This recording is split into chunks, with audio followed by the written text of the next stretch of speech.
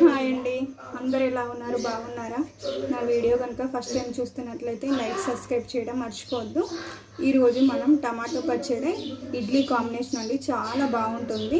దానికోసం ముందుగా కావాల్సిన పదార్థాలు చూసుకుందామండి.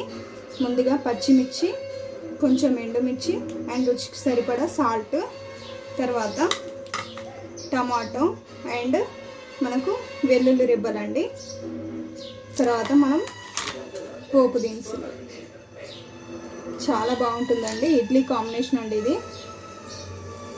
ఇదిగోండి, ముందుగా మనం ఇందులో కొంచెం 2 టేబుల్ స్పూన్స్ ఆయిల్ను టమాటో పచ్చిమిర్చి వేసుకున్నాం కదండి. దీన్ని ఒక 5 to 10 మినిట్స్ వరకు ఉడికించుకోవాలండి.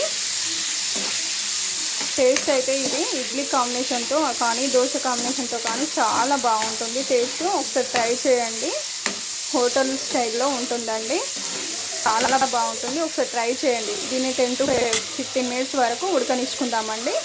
సిమ్లో పెట్టి మగ్గనివ్వండి. హైలో పెడితే ఏంటంటే పైకి మాడిపోతుంది, లోపల టమాటో అనేది పచ్చి స్మెల్ వస్తుందండి.